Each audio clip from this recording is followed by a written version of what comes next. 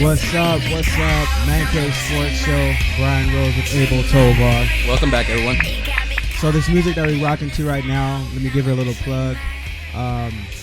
You guys can see her Twitter right down there. My boy ran into her actually in Atlanta. He came back with the CD. I played it. It inspired me. I fell in love with it. She's a cool, down-to-earth person, so make sure you guys hit her up right down there.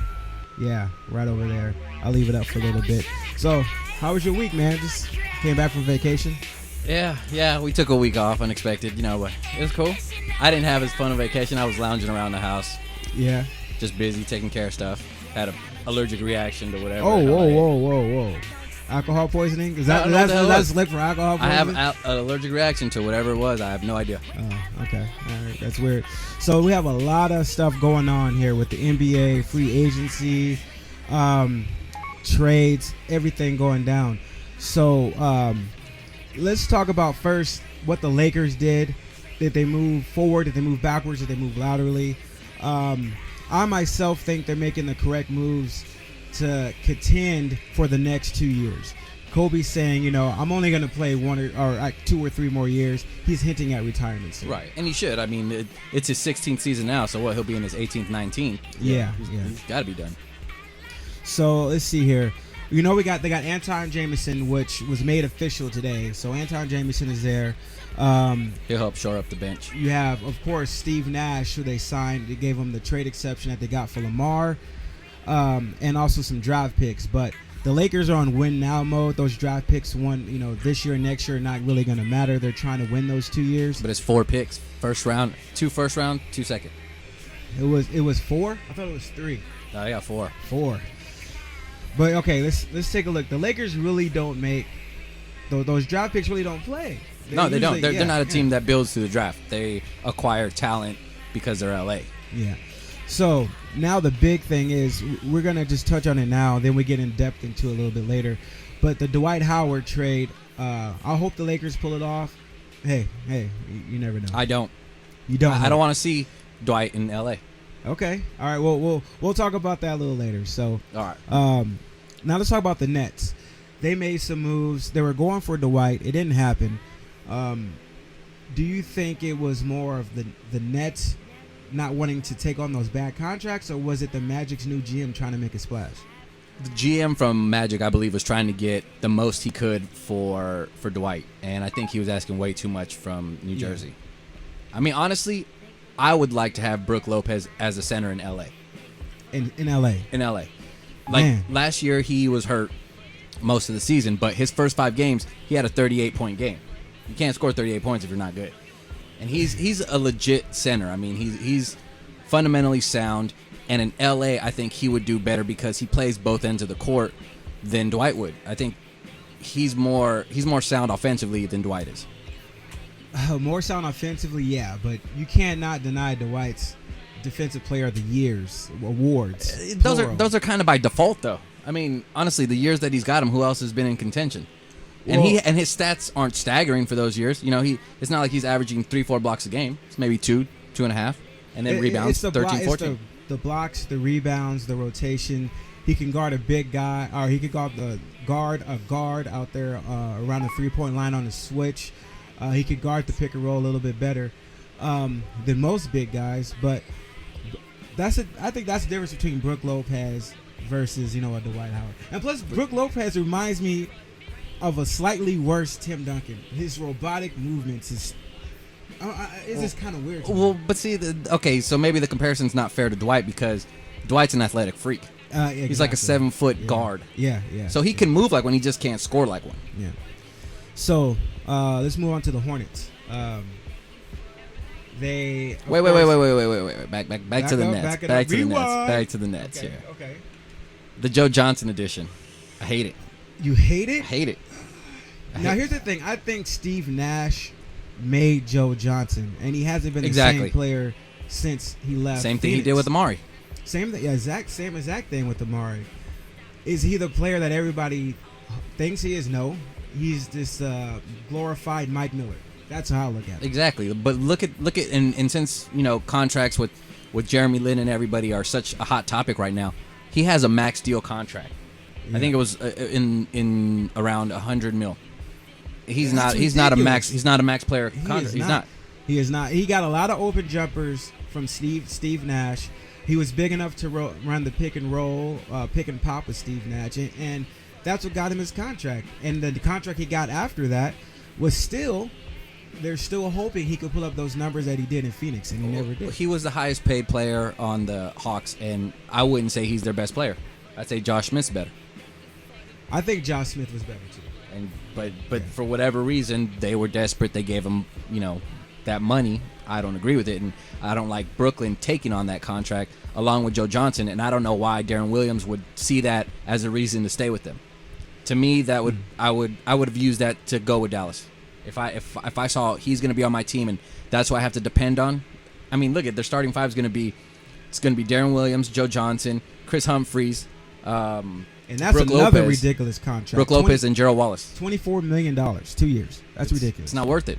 He's not that good of a player, and so I think that they'll maybe be 4th, 5th seed in the East, but that's not saying much. The East isn't very good. So since you say that 4th, 5th seed, let's run down. Okay, of course you have Miami, but the East Coast after Miami, there's such a big drop off. I mean, Derrick Rose isn't going to be back to February, right? Right. So you're looking to after the trade deadline. The season starts in November. That's a big chunk of games you're going to miss. Right, but once he comes back, Chicago will be up there. Maybe not so much because they kind of just let their whole bench go. Yeah, and Korver's gone. I mean, I have no idea what Chicago's doing. No idea. So let's see. You have Miami, Boston. Yeah, you got to put Boston because you know their identity. You know they're going to bring it. And they got 2 solid pickups in the draft. Yeah, they did. With Fab Melo and Jared Sullivan. And Jason Terry, right? Right, exactly. Yeah. So you got to put them at 2nd. 3rd, where do you go now? Ugh. Don't forget the 76ers gave them a run for their money. They're garbage. Indiana Pacers. That was a fluke. Indiana Pacers, I'll put 3. Okay. 4, I'll put the Nets 4th. I'll put them right after. Over the Knicks? Only reason why, because Carmelo Anthony, he's made to Western Conference Finals against the Lakers. That was as high as he's made it. Other than that, he's lost first round, second round. To me, he's a ball stopper. He's not the star everybody makes him to be. No. He's a scorer. He needs another guard or another scorer there, so he can carry the load for that star player when he's not, having a 100% game. But he won't allow it to happen because the ball has to run through him to be effective. Well, I think he'll have a better year this year because they got Raymond Felton. And Raymond Felton's a straight point guard. He's not going to look to score like Jeremy Lin was. He's going to distribute and keep Melo happy. Yeah, but I still don't. Is keeping Melo happy going to win him more games? It's not. Yeah. He's not. That's what I'm saying. He's not that star player that you can build around like everybody says he is. Yeah, and I totally agree with that. So the Hornets. I like them. I like what they're doing. I actually, when the league vetoed that trade, or when Stern vetoed that trade for basketball reasons, I get into that now. They're as a Laker fan, it kind of sucks, but I can see why they did it. They're much better off now than it would have been. That's not a reason to justify it. It was wrong. That veto was wrong. That veto was wrong, but that second chance that they got ended up paying off. Yeah, because they magically got the first pick in the draft. Yeah, so they have... How convenient. They have the rookie out of Kentucky. They have Rivers out of Duke. Gordon, they matched the contract. Gordon's back. They're going to be okay. They're going to be okay. So they have their version of the big three if the rookies can live up to their expectations. Well, even if they can't this year, I mean, they will in time. Austin Rivers he's going to be a star. You think so? Yeah. Just because his attitude alone. I mean, he's got the talent, but his attitude, he's what everybody wants LeBron to be. He's going to come in and he's just going to feel that he's pretty much a Bryce Harper in basketball. He's going to come in. Yeah. No, he's just going to see himself as a star, and if you don't, he doesn't care. He's going to conduct himself as a star. You remember when O.J. Mayo came into the league? He felt he had that entitlement feeling, and he just never turned out to be that player. He's a good bench player now, who the Mavericks picked up. But I wonder if we're going to get the same thing from Austin. No, because I say Austin in college is better than O.J. Mayo is. You think so? He came from Duke. I mean, it's better college. He just has better skills all around. And he's grown up with his father, Doc Rivers, being an NBA player and coach. So he's had that NBA upbringing since he was a little kid. He's not. It's not new to him. The spotlight's not new to him. So we have fans checking in. They said Dwight Howard is during his defensive years, defensive player of the years, averaged 2.5 blocks and over a steal a game. Yeah, but that's pretty big though. Well, how do they count steals though? Is it a block, like a block, and then you recover the block and steal? That counts as a steal, right? Yeah, okay, well, if you're getting 2.5 blocks, then you're going to get some steals because you're going to block it and you're going to recover your own block. Because how many times, especially you look at JaVale McGee, seems like he's volleyballing to the fifth row every time he blocks a shot. Well, yeah, that's blocking a shot and controlling it. It's skill. It's a skill, right? Yeah. All right, Dallas Mavericks. They missed out on Williams. They're missing out on Howard. That tanking of a season they did last year doesn't seem to pan out right now. They're picking up a bunch of, I was going to say wise veterans, but Elton Brand, really? Caveman or Cayman? Yeah, really? Well, depends what they're going to use them for. If they're going to be bench players, predominantly. So then if that's what you got them for, then they're good pickups. Elton Brand as a starting power forward isn't going to cut it. No, not at all. You think about it, Dirk is a power forward, right? His natural position is power forward. What does he do? He's a jump shooter. Right. Brand can't put his butt to the basket anymore and shoot turnarounds. He's going to be a jump shooter too. So essentially, right now they're playing the same position. No, I think Elton can still bang inside. I think he could. It depends on who they play. Let's put it that way. It depends on who they play. Right. Well, let's say, it's a stretch, but you can go big and move Dirk to 3 and put Elton Brand at the 4. Yeah. If you want to go big. Yeah, he could play small forward. Yeah, then you could go huge. As long as, but you got to play zone on defense because there's no way Dirk is going to guard a small forward. He's not guarding. Yeah, exactly. Yeah. All right, so the teams that haven't been making any noise right now, kind of shocking. The Bulls, Grizzlies, the Rockets. They threw the kitchen sink at Magic and it didn't work. And the 76ers, especially the 76ers and the Bulls, are surprising. The Bulls seem to be right on that cusp if they could stay healthy between being a title contender and being that West or that Eastern Conference final team. And they're not making any moves, any significant moves. Well, not anymore. They're not. They had the best bench and they let it go. They cleaned out the bench and they haven't got anything in return. I don't know why they're doing this, but seeing who they pick up, I don't know what they're doing. And honestly, I don't think they were that good to begin with. I know their record always suggests different, that they're always, first, second in the East. It's because of their defense, man. Right. That defense. But their bench also helps a lot because they don't have a lot of scorers other than Derrick Rose. Yeah. He that was it. And if he wasn't making shots or distributing to open 3-point shooters, it was a wrap. If Luol Deng was on point for a couple of games, then he helped pick up some of that offensive slack. But he played hurt most of last year. Right. Yeah. And also the Grizzlies, they seem to be on a cusp. A couple years ago they beat San Antonio, and then they took Clippers to 7. Right? They took Clippers to 7 last year, and they seem to be on that cusp of maybe going to that next level, but they aren't making any moves either. Yeah, actually, they let go of Mayo. Yeah, I think the OJ Mayo leaving is going to hurt them a lot. And looking out there's nobody else that they can really pick up that's going to make up for that scoring. Yeah. That was bench scoring, and every team needs that to be successful. They don't have it anymore. Their starting 5 is solid. I'll give them that. They can make a run with just them alone, but still, they're going to need someone to come off the bench. If someone gets hurt, someone gets tired. Yeah. So their starting 5 is still pretty good. With Randolph, Gasol, Gay, good starting 5. So there's a lot of talk with the USA basketball, the Olympics coming around. The Dream Team Part Duex is what everybody's saying. Some people saying no, but Kobe Bryant came out and said, wait. He said 2 statements. The first statement was, we can beat that 92 Dream Team, and then a couple of days later, he retracted. He said, "Hey, in any given day, on one game, we could beat them. You didn't ask me if we could beat them in a 7-game series." This is irritating to me. I don't even know why we're having this discussion. I don't like when people compare teams to the 92 Dream Team, especially this team. Honestly, they don't even warrant a comparison in my eyes. I just look at who this team is playing this year, and I look at how would the 92 team do against them. This year's team struggled against Brazil. They won by, I think, total of 11 points. They were down in the second quarter by double digits. If you put the 92 team against that same Brazil team from this year that has, they have 4 NBA players, but they're not very good. They have Nene, Barbosa, Thiago Splitter, and I don't even know the other one. They would have just got ran off the court. Dream Team would have just whooped them. Here's the thing, though, is players are a lot faster now. I think the world has caught up to the NBA style of basketball now, whereas in 92, we just hit them with everything that we had, and the world wasn't ready for it. But did you see the game? Did you see the Brazil game? Yeah, I saw the Brazil game. Did Brazil we were look down like by 10 points. Right. Did Brazil look like an athletic team to you? No, they look like a team who can make 3-pointers and was taking advantage that we don't have. Right, but they weren't athletic. No.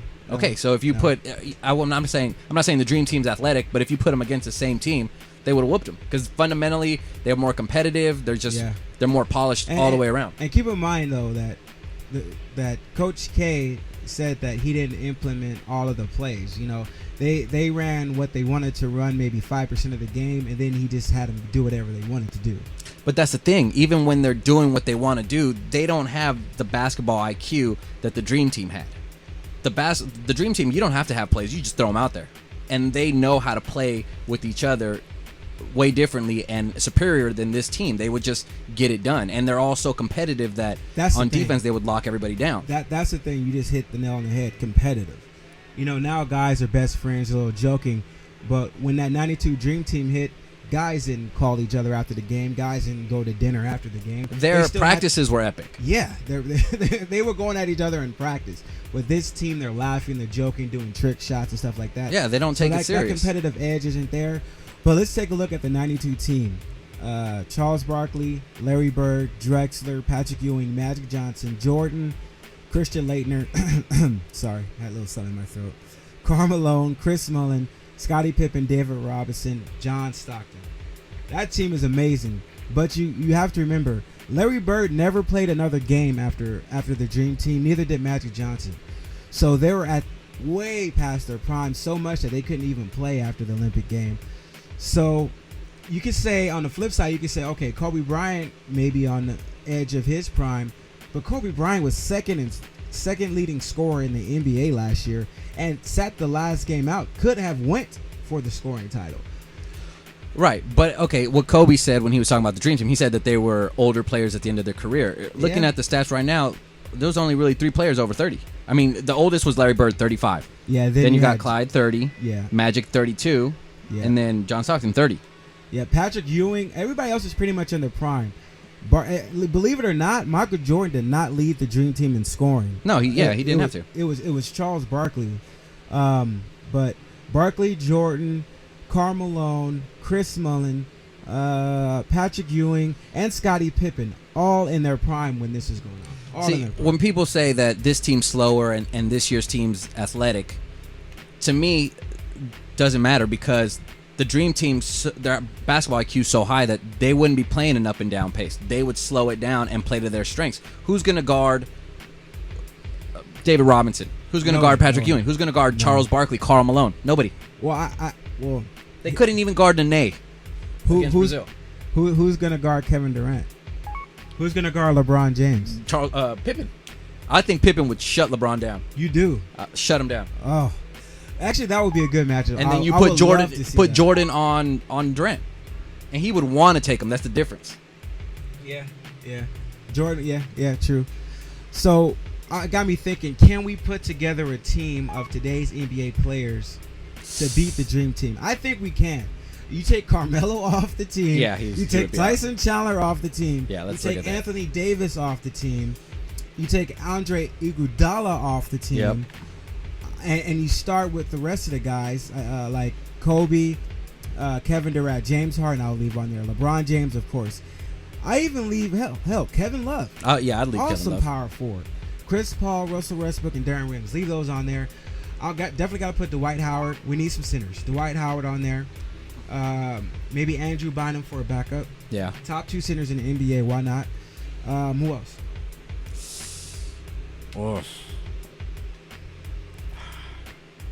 Honestly, I'm stuck. I don't think that there's there's players. I mean, the only difference that you can really swap out is the big men. You add Dwight and you add Andrew Bynum, you got a big difference there. Yeah. But other than that, I don't see anybody else that would be that big of a difference maker that's not already on the team. Who else would you add? I mean, am I missing somebody? Dwight Howard will lock some people down defensively. He will shore up the middle. But as far as guards, no. I mean, John Stockton wasn't that athletic, but he made things go, kind of like an American Steve Nash, if you will. The passing off the dribble, shooting off the dribble, one-legged. Yeah, I mean, it's kind of hard. I was in a 7-game series, no way. I think in one game, Kobe Bryant, LeBron, they can go for 40 each, dude. You never know. But no, even with Pippen, you never know. Nope. I think defensively, Dream Team is just they're better, especially even if they played zone. If you got them, if you gave them today's rules, because think about it. Okay, are we playing 92 rules or are we playing 2012? We got to play today's 2012 rules. So they could play illegal defense, which is illegal defense then, and we're not international rules, NBA rules. Okay, exactly. So you can't even put a hand on Jordan. You can't touch him. Well, you can't touch John Stockton. Don't get me started on those damn Jordan rules. He started that hand check. Okay, shit, but how are you going to guard John Stockton if you can't put a hand on him? That's true. I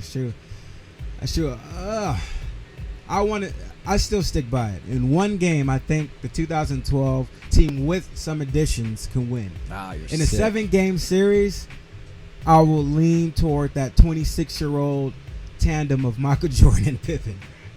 Yeah, no, I'm sorry. If Kobe was 28, Kobe was 28, I'll take the 2012 team. If Kobe was the 2008 squad, I think would have a shot against them. LeBron wasn't as even yesterday, the Dream Team could have lost if LeBron James didn't grow up in the finals. He lifted that team up a couple days ago when they were down. I mean, he had 34 points. Okay, so you watched the game though. Yeah. So I'm not a LeBron fan, but that doesn't mean I hate on him. As we all know, it doesn't mean I hate on him. But I'm sorry. Now I'm seeing it all the time. They don't call anything on him. He clears out with his arm. He dribbles with one hand and just clears out with his other one. Yeah. You let Jordan do that and see who goes for more. Jordan did that in 90. No, leave the Brian Russell thing against alone. Utah. But he hit it at least. I mean, it was Yeah. he got it in there sneaky. I'm not gonna say he didn't do it, but it was sneaky. Yeah. LeBron's just out there with an arm clearing people out the way. He does, and they hook. say he's strong. Well, yeah. Okay, so you're telling me a defender can't touch LeBron, but he can clear out with his arm. Fine, put Jordan in that same position and see how much he goes for. So you guys let us know who will win the 2012 team or the 92 team. Or if you think you could put together your own team, hit us up on Facebook and on Twitter and let us know what you think. Or on YouTube, let us know with your comments. So, with Jeremy Lin leaving the Knicks deciding not to match the contract. The reason why they didn't match it, because the Rockets was going to give him $8 million a year for 3 years, so 888. It was the poison pill third year. Yeah, and then they heard Woodson, the coach, come back and say, "Hey, we're going to match it. We love this guy. He's going to be our starting point guard." And then Jason Kidd's going to back him up. And then the Rockets said, "Hey, Jeremy Lin, let's redo this contract." Well, okay. Backloaded the hell out of it. The main problem is it's not like the Knicks couldn't afford to sign him, because that third year is a $14.8 million contract for that third year. Yeah. But Dolan could have matched it, but he didn't, because he was irate that they restructured the deal to give him that $14 million third year. I think that's what it was. I think, he was upset that Lin signed But it's his fault. Yeah. Because Lin schooled him in business. Yeah. Because, first of all, they shouldn't have told him, okay, we'll match up to this. Go out and see what you're going to get. Yeah. Because it's stupid. You tell him already, and you're telling the rest of the NBA what you're willing to pay for him. They already know. So if they really want him, they know they just got to bid above that number. If you sent them out there in blank and say, all right, just go see what you're worth, and then if you already know you're going to match, shut up about it. Just match when the deal comes through. Don't say, we're going to match up to this number. And that's what happened. The deal was put out there. It was supposed to be a 4-year contract. They restructured it to 3 years to put the balloon payment on the third year. So with the cap hit, that $14.8 million turns into a $30 million contract for Lin in a year 3. And I'm sorry, Lin is not worth. He's not even worth the 14.8, let alone $30 million in one season. Yeah, I think they kind of overpaid, and they overpaid on purpose so they can get impact player, because Houston needs an impact player to put butts in the seat. But he's not a difference maker. So. And people ask, or people say, can he play? Is he worth the money? And we'll find out if he's worth the money. But the guy can't play. If you score 38 points in any NBA game, it's hard. 38 points, 14 assists. Really? 24 points, 10 assists. It's hard. Does he deserve the contract he got because of those? Okay, he only played 25 games. 10 of them, the first 10, he had, what they say, stellar stats. Would you say he's worth the contract because of 25 games? It's such a small sample size, man. It's such a small sample size. It's hard to say yes or no. But if you're holding a gun to my head, I'll say no. Okay. Well, here's my problem with the whole Jeremy Lin thing and why I think the Knicks did the right thing. Not because of spite, but I think business-wise and basketball-wise, they did the right thing. Let me read off some stats to you. I'm going to read off 11 games. Okay. And I'll tell you who it is after. Okay. First game, 17 points, 9 rebounds. First game, 17 and 9. Yep. Second game, 24 points. Third game, 25. Fourth, took a dip with 9 points. Next game, 17. Game after that, 32 points. Game after that, 55 points. He had a 55-point game? No. I'll tell you who I'm talking about. I'm not talking about Jeremy Lin. Oh, I was about to say. No, he had a 38. That was his big game. Okay, so 55, 25, 19, 29, and 26. Those are this player's first 12 games. Who is it? Okay, it's Brandon Jennings. That's his first. His first 12 games as a rookie, which basically Lin is this year. Yeah. So would you give? Okay, now what do you think of Brandon Jennings now? So if you're asking me if Brandon Jennings is better than Lin, 4 or 5 times over, yes. You ask me 100 times, and 100 times I'm gonna say yes. Okay. So is his contract bigger? Because I think Jennings is still on his rookie contract. He's a 4 years, $10 million. Yeah, so that's why. After this next year is over, he's probably gonna get paid, and that Jeremy Lin factor is probably gonna get him a little bit more money. Right, but okay. Now compare those stats though to this year's. Brandon Jennings is kind of leveled off. Okay. I mean, he started those first 12 games and everybody thought, he's the next coming of whatever great player you want to compare him to. Mm-hmm. And then he kind of just teetered off. Yeah. Now it's, he gets an occasional, he averaged 19 points, but he's not averaging double digits in assists. Really no different than what Lin is doing, and Lin only did it for 25 games. I'll go out and say I don't think Brandon Jennings is going to get a bigger contract as Lin. And Lin's just, to me, hype. Look up how much did Darren Williams get on his contract he just signed? Oh, he got max. Darren Williams got max. But that's, okay. Come so on, you got to look at here, I guess the NBA, they go in tiers. So you have CP3, Darren Williams, Russell Steve Westbrook. Nash, Russell Westbrook. Those are probably your top tiers. They're gonna get max deals. And keep in mind, Chris Paul's got a $14 million. He's getting $14 million a year. So in the year 3, Jeremy Lin's gonna be getting as much money as Chris Paul. That's what's wrong with that deal. That's why the Knicks didn't match it. Well, that's exactly why the Knicks didn't match it. But to me, Lin's just hype. He hasn't done enough to prove anything. He's had some great games, but I'm sorry, he didn't do it over a long period of time. He's smart. Merch. And not only that, I just don't care for the way he was in the playoffs. His team was getting beaten up, and they needed him against the Miami Heat, and he said, I'm not ready to play. I'm only 85%. Yeah. Some of his teammates weren't even 85%, but they were out there playing. And to me, that's selfish on his part. I get it. I mean, business-wise, you got to look out for yourself. I get it. He wanted his money. Exactly. But I think the main reason wasn't he was scared of getting hurt. I think because they were playing against Miami, the team that just made him look like he was a high schooler out there when they played him earlier, if he'd have gone and played in that series against Miami, they'd have embarrassed him, and he wouldn't be able to get the paycheck that he got now. And we will never know that, but I think it was a smart move for him not to play. Not playing at 100%, knowing that his contract is up, knowing that he's playing for a contract. He said, hey, just like when a college guy does the combine, he runs a 4.240, he doesn't lift the weights, he doesn't do anything after that, he goes home. So, hey, he just melded in, and he got a big deal out of it. But I think it also has to do with the fact that I don't think he thought he was good enough to contribute in that. I think he thought he would have been exposed, and that was his main concern, not re-injury. He would have got exposed as as not being that good, and his contract would have reflected it. Yeah, I kind of see where you're coming from. I don't know if I agree with it, but I see where you're coming from. I can definitely understand. But we'll find out. We'll find out in the first 10 games of next year. All right, so let's jump on to a little bit of NFL action here. This is what everyone's talking about, brought to you by our music guest, which is right here. Go and check her out on Twitter. She is awesome.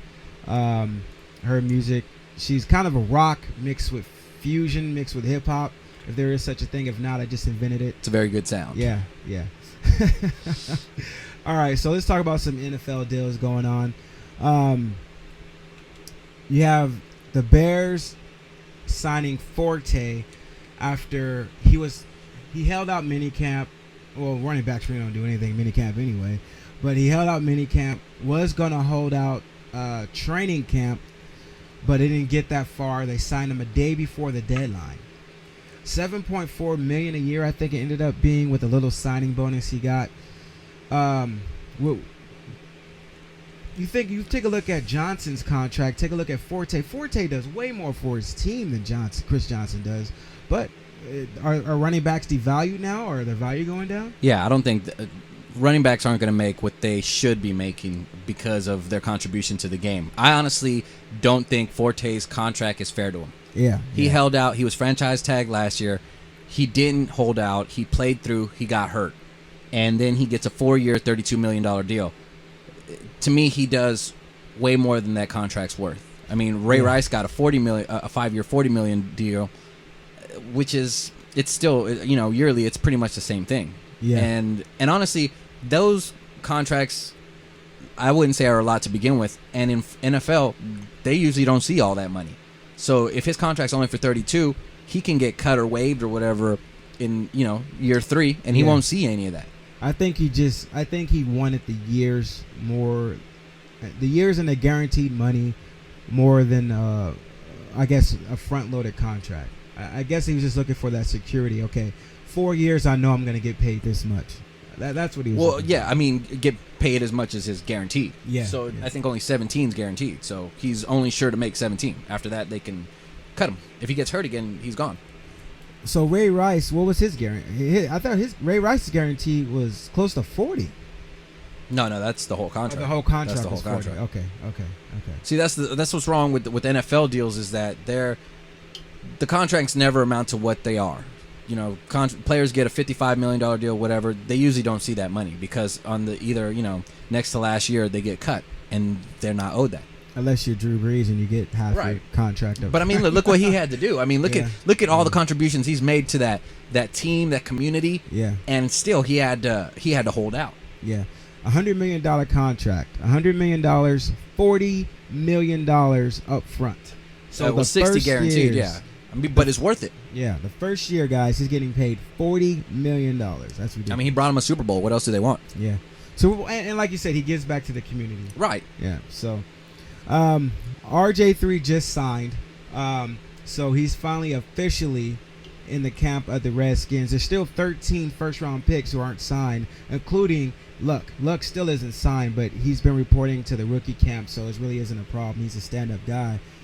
But even with the new CBA, I still don't understand why it takes so long. It's not like the rookies can negotiate anymore. I don't either. This should honestly be a set amount that, okay, you're this pick, this is your parameters, this is what you're going to make. And they did set those parameters. And maybe they're trying to get the max within the parameters. Yeah, maybe that was it. But I mean, honestly, I don't think rookies should have much leeway in anything of any kind of negotiations because they haven't done anything. Yeah. All right. So coming up next, the Sandusky case, the free report. It's going to be a hot topic. We're going to bring all that up coming up next on the Man Cave Sports Radio.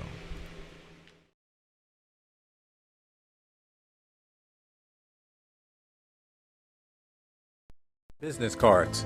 Custom printed business cards are a standby in any industry. If you don't have them with you at all times, you could be missing out on some pretty important opportunities. Vistaprint has a variety of business card formats that you can customize with your photo, logo, and text. You're thinking, custom print, premium cards, expensive, right? But Man Cave Media is bringing you the best offer on the internet. 250 premium business cards for only $10 with free shipping. Create your premium business cards online in minutes and receive your cards in as few as 3 days. Get full color printing, choice of cardstock, and custom logo design. Vistaprint also has hundreds of printing products for your home and business. Hand out your contact information with confidence or inform more people about your business with the right premium business card. Vertical layouts also available. Offer expires. Don't miss out. Visit www.themancavemag.com/offers and click on the Vistaprint icon. That's www.themancavemag.com/offers.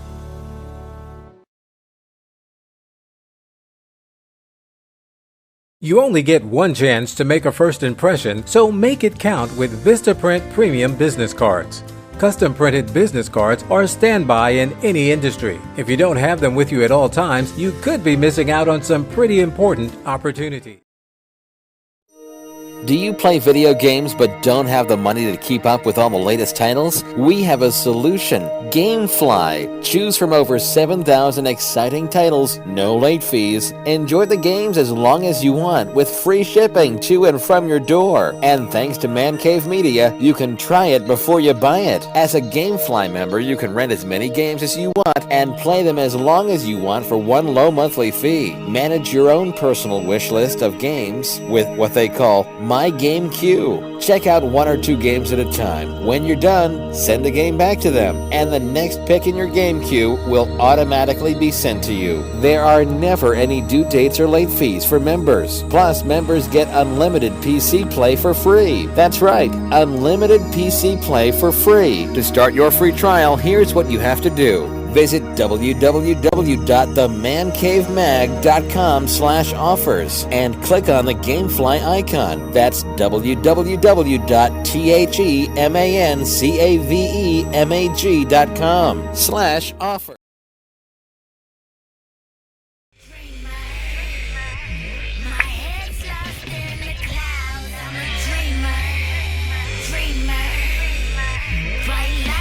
That girl's got pipes. Yes, we are back. Once again, our special sponsor of today is brought to you by Doja. You can check her out on her Twitter, which is located right below. Make sure you guys hit her up. Her music is amazing. Where's she located at again? She's in Atlanta. She's looking to move down here to get more exposure. She should. So, yeah, we'll make it happen. All right, so we're talking about the Sandusky stuff, right? Hot topic. One of our most heated shows last time we discussed actually, it got so heated, the internet went out, and their show got cut short. Yeah. I swear I didn't put a plug. Yeah, that's right. So, the Free report came out. The ex-FBI director did a report because he was hired by the board of directors to do it. Basically, the worst nightmares that everybody thought, the worst case scenario for Penn State, the worst case scenario for Joe Paterno was true. Right. Joe Paterno knew it. Everybody reported to Joe Paterno. He had the power.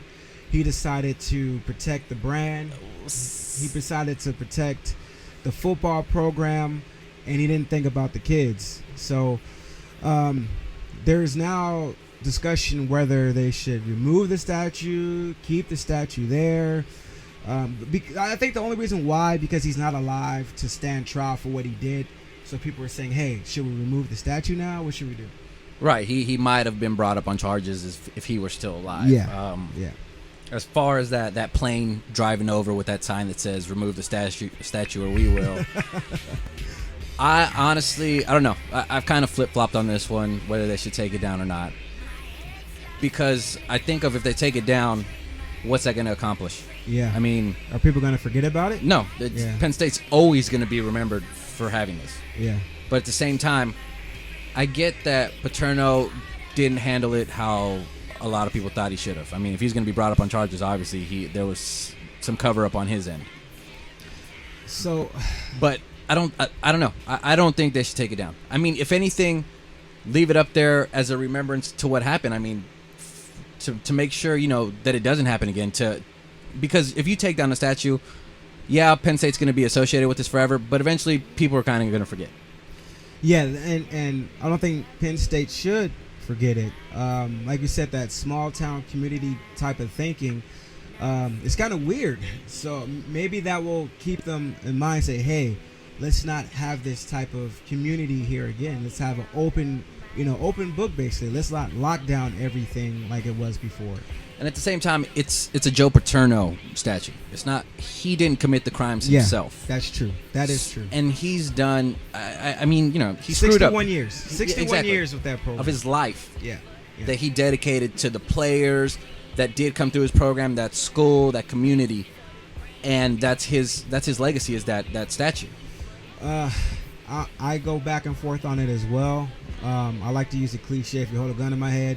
But if you held a gun in my head and asked me, I would say take it. I'll say, I don't know, man. I'll probably say take it down. My first instinct to say, hey, take it down. But if people leave it up, I understand. If you take it down, I understand. Like I said, he didn't commit the crimes, but he drove the getaway car. You know what I'm saying? 60. I can't put it that far, because this is what happened in our last discussion. I think you put too much power in his hands. I think you overstate how much control he had. I didn't overstate it. It was in the free report. He controlled even the police department in the free report. But see but that's not. I didn't those say things. it. Like, he had superiors. He had to answer to the police department.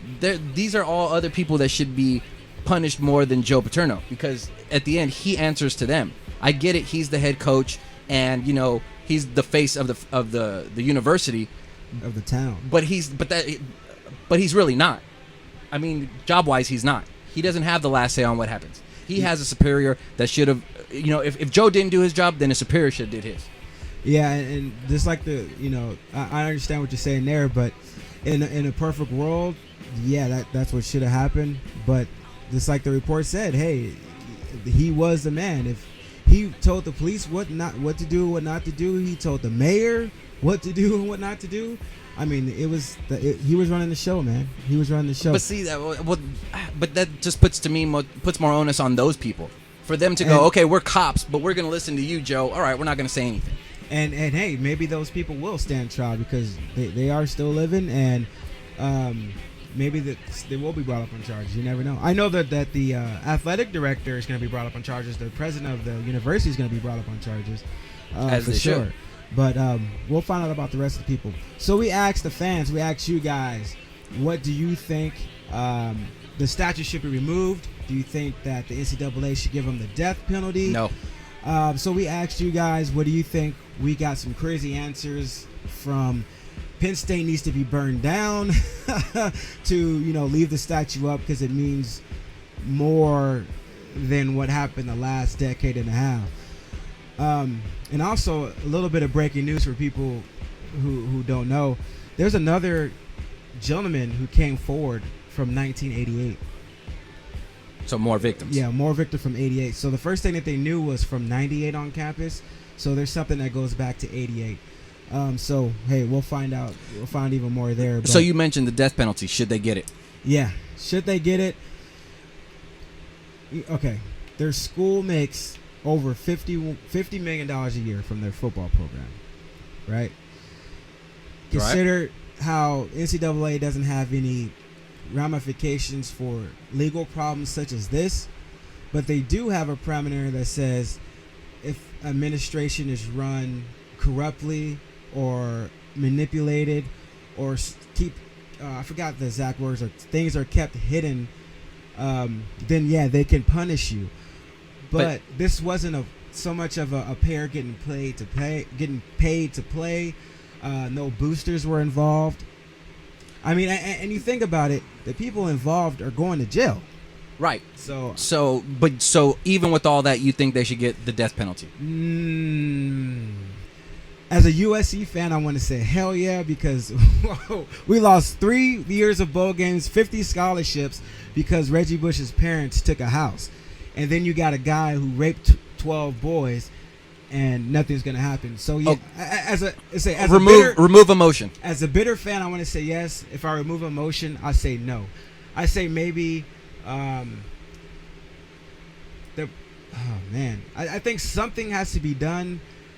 Maybe remove a home game. Why? 2 home games. Okay, look, I get what happened was wrong, but NCAA regulates and sanctions the games, the competitive advantage. I get what happened is a crime, but it didn't break any NCAA rules. It didn't. There's no advantage was gained because of what happened. Criminal laws were broken, but NCAA laws weren't. Like, there's honestly nothing that has to do with this. They didn't gain any. I get it's the football program. It happened in the football locker room, but no competitive advantage was gained like SMU that paid players to be there. So the death penalty, you're going to punish the university, the players that currently go there, the players that would have been there, for what? Nothing was done football-wise that deserves something like the death penalty, like SMU got. I think the reason why people are crying for it is because of the amount of money that they receive from football, and they want them to say, hey, you wanted to protect your football program so much that you didn't protect the kids, we're going to take your money away from you. I think that's the reason why people want the death penalty. Even if it's for a year, I think a year is too much because you're making kids suffer who are just coming up into the program. Right, kids are going to have to transfer. Yeah, kids are going to have to transfer. They might use, then the NCAA can step in and say, hey, you're not going to lose your year of eligibility if you transfer out of Penn State. If that happens, maybe I am up for a death penalty for a year or two. But if they're going to use their year of eligibility and those students are somehow going to suffer from books or from professors not being paid or something like that, I'm against it. But you're punishing them when they didn't break any NCAA rules. I mean, that's what it comes down to. The death penalty is for severe infractions with NCAA rules. Yeah, there was I forgot. I wish I had written it down. But there's an NCAA rule that says something like the way the football is run, and you can't. I forgot the name of it, but it's hit if you hide anything from the administrator or from football related though.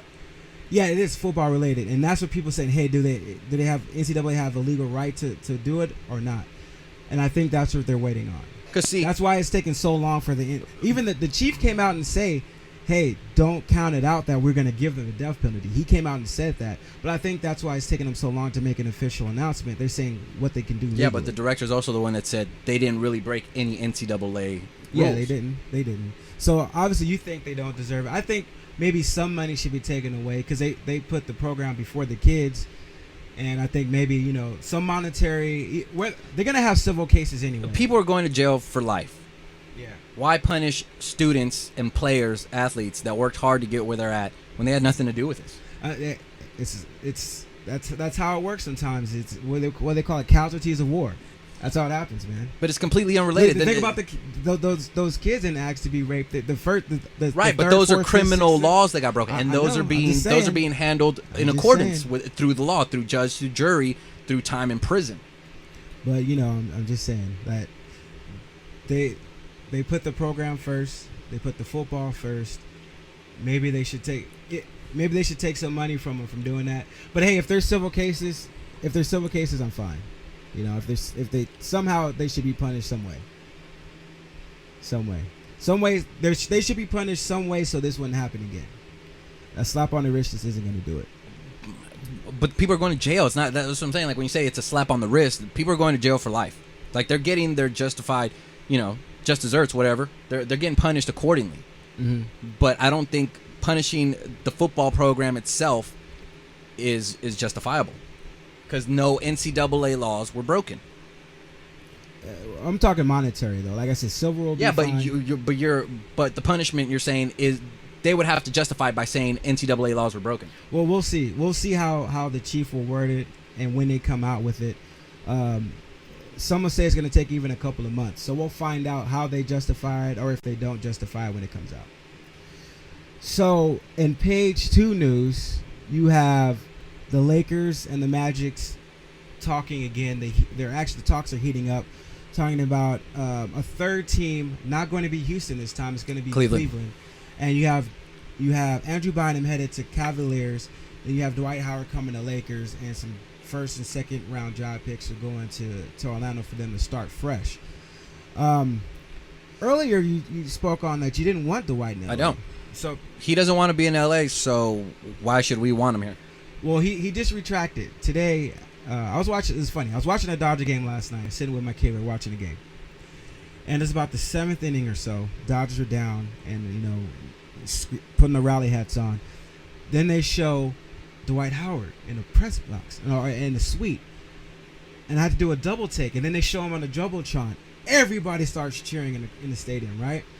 So he just claps with them and does a little smile and a wave.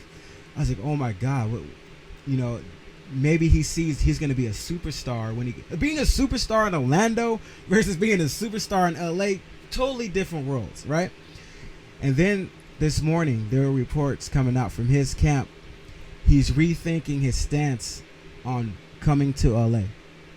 I think he got a little hint of, man, LA is a lot different than Orlando being the guy, the superstar. Okay, but I did have a problem with the way he referred to LA. I mean, he had a conversation with Kobe, and he came away from that conversation honestly feeling like he was going to be a third option to Kobe and to Gasol, which he should be. Yeah. Offensively, they're both better than he is. So he should be a third option when it comes to offensively. Defensively, of course, he's going to be the anchor. Yeah. But his attitude where he wants to go somewhere and be the man, and he doesn't want to follow in Shaq's footsteps going from Orlando to LA. He just doesn't have the balls personally to be in LA. He can't handle the stardom that comes with it, and he doesn't have the attitude that we're going to need to be champions. And I think it's lack of leadership throughout his life, but also he never had that 1-2 punch type of person that says, hey man, sit your butt down, you're doing it wrong, listen to me, this is how you do it. I think Kobe Bryant and Steve Nash will give him that at least for the 2 years. And but he doesn't want that. That's what if he can get that in his head, say, hey, I need to learn how to win first and then grow from there and take over the team after Kobe retires. I don't think he has what it takes to live up to the centers that the Lakers have had before him. I mean, they've been just proven winners, people that want to win, that want to be there. Kobe wanted the spotlight, and he wanted to win.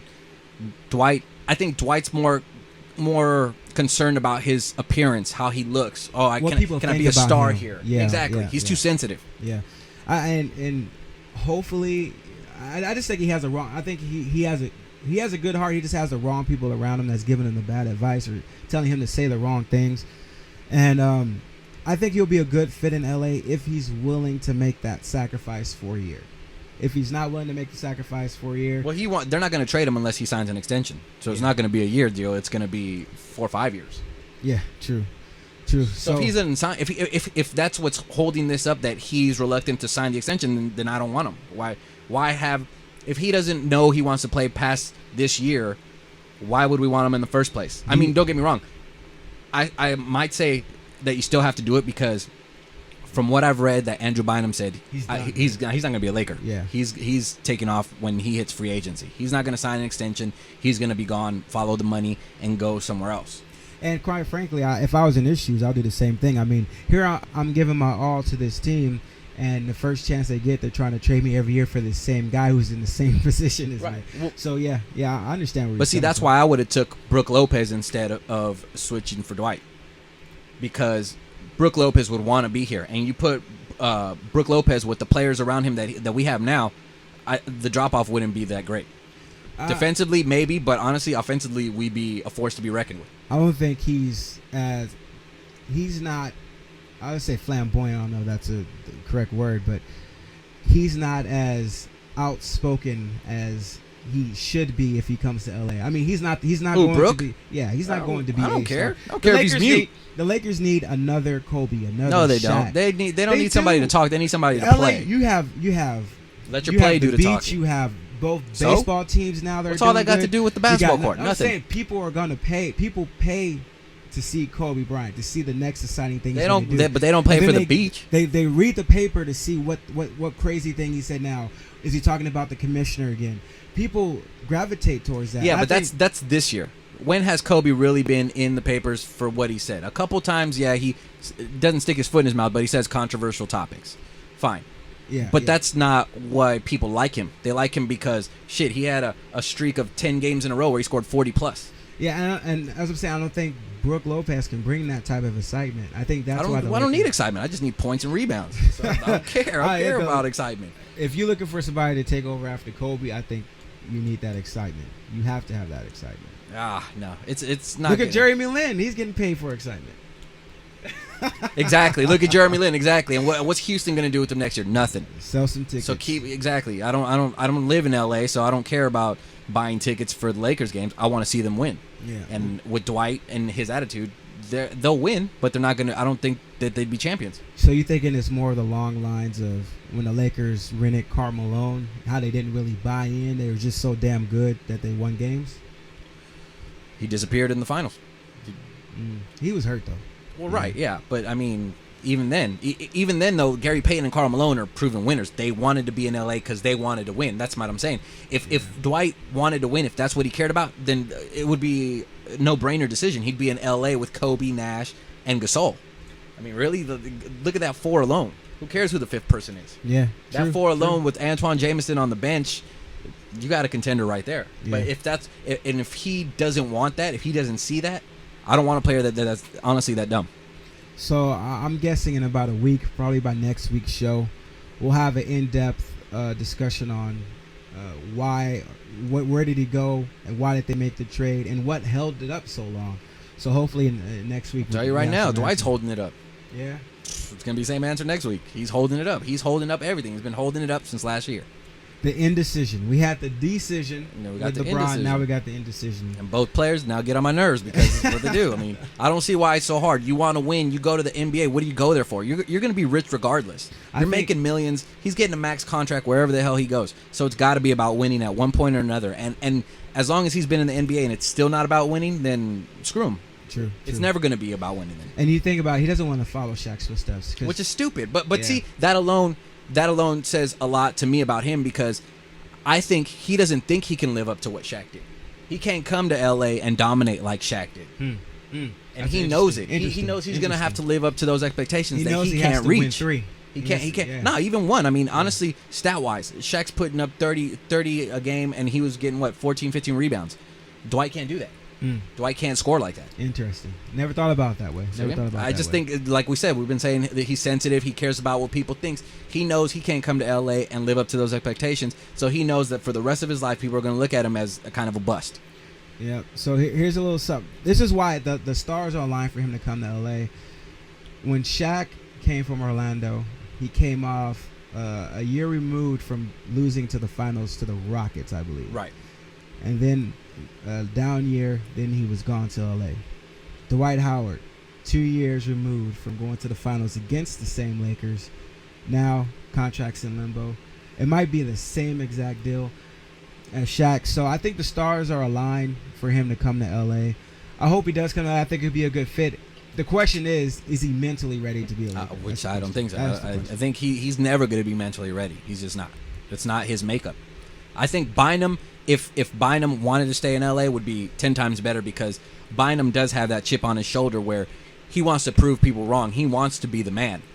Dwight doesn't. The only thing with him, Bynum, like that one game, he gave you 10 blocks. The next game, he gave you 1 block. The next game, he gave you. But he's young. I mean, that kind of inconsistency and effort. In the playoffs, it's because he's young and immature. Playoffs, man. Talk about the playoffs. But that's just he's young, and that I mean, if it were to fall on him, if Kobe were to retire and it was all about Bynum, I think that would wake Bynum up. I don't think the same would happen with Dwight. All right, because Dwight's been the man. He's been the man in Orlando. He's already had that, and he's still not. He doesn't want it.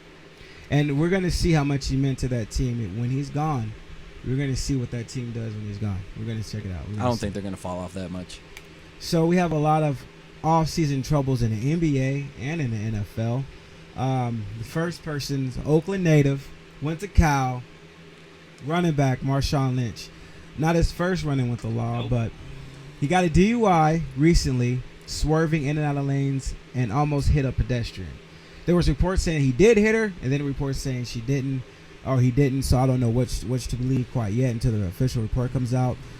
But he's got a DUI. Then you have Des Bryant slapping his mama around. Jesus Christ. Completely sober at that. Completely sober. World's going to hell in a handbasket. How can you hit and beat your mom up completely sober? I don't understand. Well, at the same time, his mom's when not the you're drunk. ideal. That's true. Freaking Prostitute. Brady Bunch type of mom. Yeah. She's so crack, and I mean, his mom's been an issue since he was a rookie. That was what he was asked about in the interview as a rookie, to talk about his parents. And I think his dad was a pimp and his mom sold crack. Your mom sold crack and was a prostitute. Right. So I mean, that's tough. That's tough to grow up like that. And you can kind of see why he goes through the problems. He doesn't have. You can tell when a player has a father figure and when a player doesn't have a father figure. The off-season troubles that they get into, and plus how they handle adversity on the field. Because Des Bryant hasn't lived up to expectations yet. Not at all. Dallas. I don't see why people are so high on him. You're right. He hasn't done anything really on the field. That playbook couldn't be simpler than what he ran in college, but yet Honestly. he can't get the playbook. It doesn't make any sense. In Patriots land, I can understand Ocho Cinco not being Right. Oh yeah, exactly. because you're running zone routes based on what the defense is giving you. But for Dez, it's hike, run down the field. Yeah, run straight. down the field. Go run straight. Exactly. I'll run the guy in front of you. Go. And also we have a Bronco Doomerville also got in trouble. Stupid. Now, do you know what happened with the gun charge with him? Or? He had road rage and he walked up on somebody and lifted his shirt and flashed a gun. Stupid. Mm-hmm. I mean, don't get me wrong. NFL players, they're beasts. They're physically, they're gifted specimens. Physically But imposing mentally, already. they're dumb. Yeah. I mean, they do a lot of dumb stuff. And I'll even throw a 49er in there, Alden Smith. That's Got DUI. right. I mean, just stupid. If you're that rich, don't drive yourself around. Have a friend drive you. Hire a driver. Why are all these players getting DUIs? It's stupid. Why are you carrying a gun if you're Doomerville and you're the one getting out of your car and flashing it? Yeah. And you know what? You know that you're in trouble mentally when Ron Artest says on Twitter, when I don't drink often, but when I do, I always hire a driver. So Right. when you have Ron Artest Exactly. out thinking you, Jesus. yeah. And I'm happy to say that even with 49er getting in trouble, there's actually like a death in his house too, Alden Smith. And he got stabbed. No, he got Oh, stabbed. He got stabbed That's what at it a was. party. That's what it was. So even with all these players getting in trouble, I'm happy to say, no Raiders. Shut up. No Really? Raiders. You really want to say that? No You know we're recording this, right? You really want to say that, McLean? No, we're talking about that was last year. That was last offseason. Oh, so nobody this year, right? Think about it. You following your team? You sure? What happened? What happened? Check. I'll look it up right now. I guarantee you, I think it was like a defensive end got in trouble. I don't think it was. I'll But look you it might up prove me wrong. right You now. might prove me wrong. Come on You now. just took- I love the Raiders. I was so I was like, yes, I hate got the Raiders. something I got you today. I was thinking that the whole day. No, I got Abel. I hate the Raiders as much as I Now- love the 49ers. So trust me, I know enough about them that I got stats to back up my my. All right, so while you look that up, I'm going to touch on the NBA now. Jason Kidd got in trouble with DUI. There are people saying that he's even lucky to be alive. He Yeah. actually blacked out while driving his car. He said he was driving home from a club, and he doesn't remember anything after that. He remember getting in his car, and that's it. If you're that hammered, man, you make way too much money not to leave your damn car at the club. If it gets towed, pay the $500, $600 it is to get your car out the next morning. That's ridiculous. Well, who the hell gave him the keys in the first place? You know, he probably never gave it to anybody. He probably walked in the club celebrating his new deal in New York, and just tried to drive home in a new place. That's just ridiculous. And in another off-season news, we have the Hawks getting Culver from the Bulls for a trade exception that they got. Now, for y'all to know, people who don't know, trade exceptions were given in the new CBA, as well as the amnesty. So there's only like 13 teams left who can use the amnesty rule, and this is the last year they can use it. What is it? Yeah. So you only got. No, they have 10 years to use it. No, you only can use. No, it's 13 players. I'm sorry, not teams. You're right. So you can only amnesty a player that was under contract at the time the CBA was in peril. Right. And right now, I think there's only 14 players who are still on that same contract when the CBA was in peril. That's what it is. So and speaking of which, the Wizards used the amnesty on Blatch. Blatch was the most overpaid person in the NBA. He got paid over $12 million a year, 5 points, 2 rebounds. I can get 5 points, 2 rebounds in the NBA. Well, some rebounds just fall right in your hand. He's a straight out of high school player. It's either you're going to be a bust or you're going to be a success, and they took a gamble on him, and he's a bust. You know what's him and Kwame Brown to get multiple, almost max contracts for being right out of high school, terrible players is ridiculous to me. Hayward Bay's got a DUI, by the way. Hayward Bay, yeah, that's it. And there's still somebody else. I know there is. Yeah. Okay. So and Michael Bush got a DUI too. Really? Oh, Michael Bush not a Raider? He's not a Raider. He was when he got it. He's not under contract. He was when he got it. Under contract. Just so saying. we're going to my favorite segment of the night, which is the local edition, the MCR Sports Show local edition, brought to you by MaddenEdge.com. You want to get an edge on your competition, go to MaddenEdge.com. I would bring up how whooped your butt, Matt. Now go ahead. We'll play again after this. Okay, we'll you play. can videotape that and put it online. We should. That's what we should do. We should do that. All right, so the Raiders, everybody's in cap space trouble. The new CBA, or the new player agreement, I should say, for the NFL. The Raiders, any shock, they're on the bottom in the AFC West as far as cap space or available space. And Hugh Davis, terrible trades there. But they only have $1.34 million left after they signed Branch. After they signed Branch, which is their best DB on the team. So you have not the saying Raiders. much. Yeah, to be honest with you, it's not. But at least he's all right. 1 interception last year. Yeah, only one. He had 4 passes defended. 90 tackles, 80 tackles. Total. Well, single 109 total. See, that's not bad. You have some assist in there, but see, that's not bad. That's not bad. So for 80 solo, 29 assisted. Yeah, that's not bad for it's not good. Safety. It's not worth his contract. Yeah. Thank God he's not gonna see all of it. All right. So you have the Raiders, then the Chargers at 2.8. Broncos, they still have a ton of cap room, and the Chiefs have a ton of cap room. Now, on your end, the 49ers are almost in a similar situation. They only have $3.4 million left, but they already signed who they needed to We signed everybody. We got everybody, so it's a good thing on our end. Yeah, it's not bad. Where the Raiders' defense, we have linebacker trouble, and I think it's going to hurt them. But we'll see if Allen can work some magic on the defensive schemes. And then, of course, you have the Seahawks on the top of the NFC West with 8.47, and they have like 18 quarterbacks on their roster right now.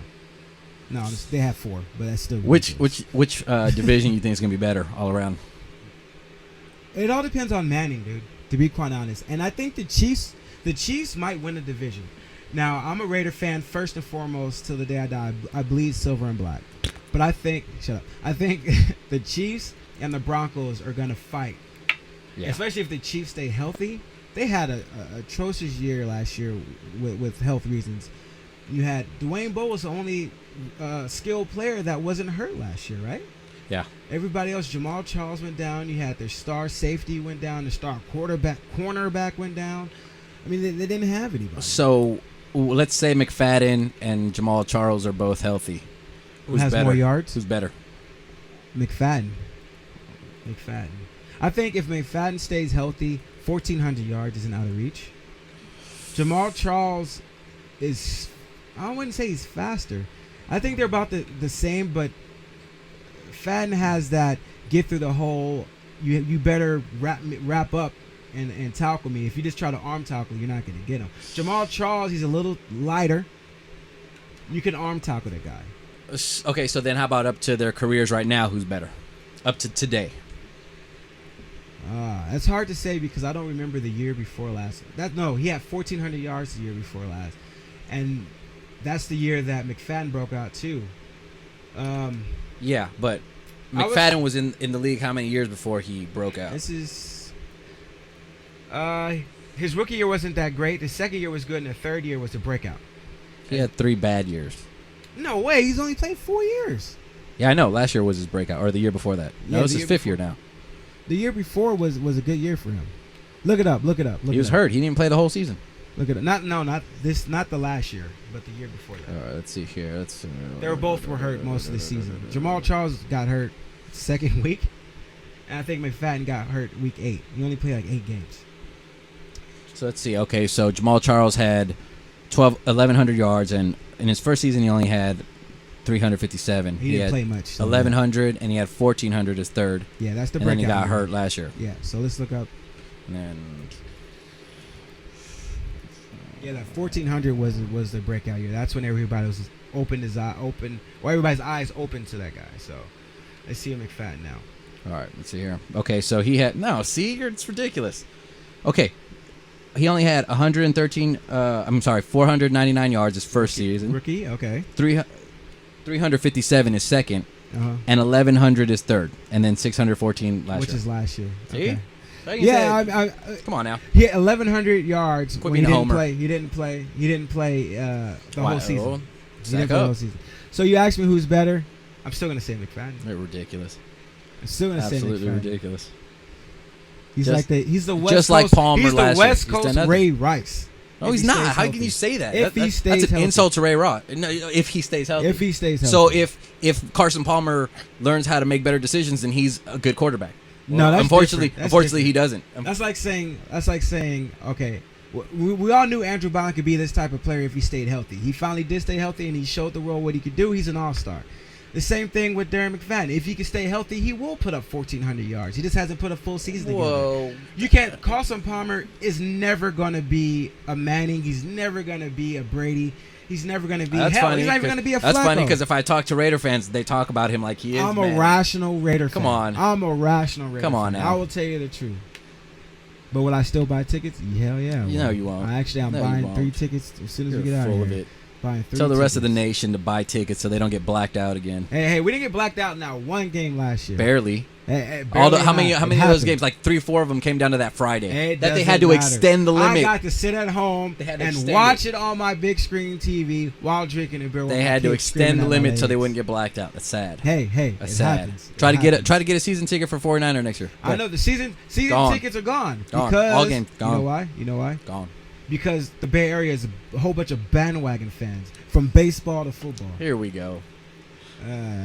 Bandwagon fans, all you guys out here. When I first moved out here, 4 or 5 years, 6, whatever, I moved out here. Nobody had on a freaking Giants hat. Nobody. I'll admit that. Nobody had on 49er clothes. Nobody had a 49er flag. Now they're doing well. Everybody has on a hat and a T-shirt. Yeah, because you don't jerseys, see that with the flags. Raiders. No, in LA you always see cars with flags, cars with the logo, people with tattoos on. You see the same thing in San Diego with 49ers, and they got a football team. You got more 49er fans in San Diego than you do Charger fans. Go to a Charger 49er game in San Diego. That's because It's going to look like a Frisco home game. San Diego is, what do you call that? It's like a commuter college. Whoever they're playing against, is more fans. Like Los Angeles isn't. No. Please. How many If people they bring in a LA team- are actually from LA?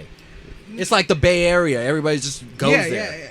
Yeah, but people will support. Like, who goes to a Laker game wearing the other team's jersey? No one. Besides Ben. Who goes to Ben Laker Stupid games Affleck. wearing Laker jerseys? Barely anybody, because most of those people are rich and they don't even care about the Lakers games. They just go there to go because it's the thing to do. But they You're still talking cheer. about nosebleed section. They never show that on TV, so we don't know. They sure don't. But I'm saying nobody wears the opposite jersey though. They might not wear the Lakers jersey, but nobody's wearing the opposite jersey. So any 49er news? Nah, nothing. We're awesome. Super Bowl. We'll talk about them more come Super Bowl time. All right, real quick, we're gonna get to buy or sell. I just have one topic on the buy or sell since the British Open is coming back. Oh, crap. Since I play golf now, I watch it. And Jesus. stuff. Do you think Tiger Woods is No. back? You don't think he's back? No. Why? He's I don't won- know. Why he's do won people 2 keep saying tournaments, he's won but no 3? majors. He's won 3. No majors. He's won 3 tournaments this year. No majors. But some he's won. Others he doesn't even make the cut. I think he's missed the cut twice, right? Right. How many times did he do it before this year? I think like 1 time in his career. I think he's missed the cut a total of, now, 6. 3 before, 3 now. So, but you think about it, McElroy has missed the cut 7 straight times. But 8 straight McElroy times. wasn't Woods. He's never. Look, I'm just I saying, compare. I still think we're holding him to a high standard because 'Cause he's he's- played at that level. Exactly. Well, that's what I'm saying. You But- you ask if he's back. If he's back, then that's what I mean is I expect him to be at that level. If he's not, then he's not back. I think he's getting there. I don't think he's back yet because his putting game. I don't think he'll ever be back. You don't think so? No, he whatever happened to him when he went through his drama with his wife, it shattered him mentally. I don't think he's He's never gone through any adversity before that, and when he went through it, it screwed with him, and he just can't get back. Now now every time when people talk about him, they talk about him like he's overthinking everything. Before he was just a natural. He was the best. He was dominant. When you have that many women you're going home to at night, you don't have the time to think now he's about got all the golf. time, and now all he does is think about what he screwed up, and he doesn't focus on golf. I don't see him being the Tiger Woods he was. So I can't say he's back. He's playing better, but he's not back. All right.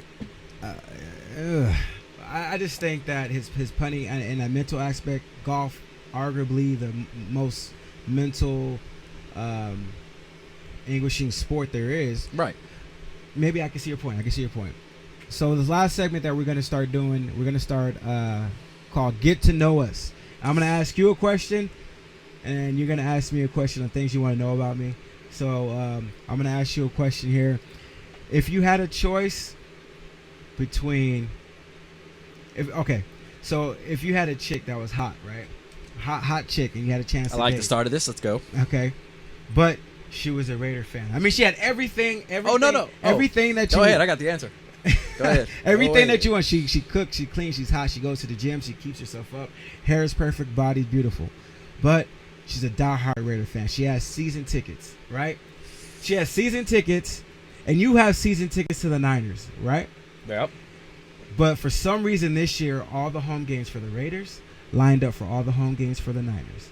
She said, hey, if you don't go with me, I need to share it with somebody who can. I can't be with you. What do you do? Oh, I would drop her. That's not even. I actually, when I was in LA, when I lived in LA, I used to date this girl named Drea, and she was exactly what you just described. And she was, honestly, probably the one that got away because besides being a good woman, cooking, cleaning, all that good stuff, she knew sports. Yeah. And you know how hard it is to find a woman that knows sports. I mean, she would call me out of nowhere and be like, did you see the contract that Gates got for San Diego? I'm talking that's a keeper. That in depth. That's a keeper. That in depth. Okay. But still, even if she was like, all right, go with me or it's over, then it's over. Whatever. First of all, if you put me in that position, I'm sorry, I'm not. Sundays are my days. I haven't even played basketball in over a year because the league I played in was on Sundays. And I'm sorry, I can't get in the way of my 49er time. That's me and my boys, just tradition. That's what we do on Sundays. We go to the games, we tailgate, and if not, we're at home watching them. All right. I honestly wouldn't even go to Raider games maybe if we played away. It's just the way I am. Because if I go there, I go in Niner gear. I went with my dad to a Raider game, and he said he'd never take me again. I was getting in fights, talking shit to everybody around me. It's the way I am. I'm sorry. All right. So you have any questions for me? Not so much a question, but I actually want to commend you because I see like on Facebook that you put a lot of posts about eating healthy, and you've been doing great. I've noticed a change in you physically, and I want to commend you for that because what you do, it's not easy. Thanks. I know. I try to work out myself, and honestly, the hardest part about being in shape is eating right. Yeah. You can work out all day. If you eat like crap, it doesn't matter. Yeah. So you're doing both, and I just want to commend you. Thanks, man. man. Give a little clap for that, buddy. Thank you. I will bow. Thanks. All right, everybody, that's it for this week's show. See you next Wednesday at 7:30. Keep a lookout on Facebook and on Twitter for the latest updates and for the latest What Say You segment so you can weigh in. What's our YouTube? Our YouTube channel will be MCR. No, Man Cave Gaming is the channel name, but just search for MCR Sports Show and we'll pop up at the top. We're right there. Oh, and the views has been awesome, guys. We're Thank at you, 11,000 views. 400 subscribers. Thank you, guys. Thanks for walking out of my life. Doja Lady's gonna let us out. Thank you for the pain. All you guys vibe to this. We're out. Thank you for the